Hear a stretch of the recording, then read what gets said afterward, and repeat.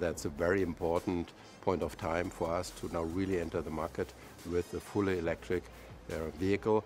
Our core business is the continuation of very successful combustion engine vehicles, but the future certainly will be defined by a full range of electric vehicles, the EQC being the first one.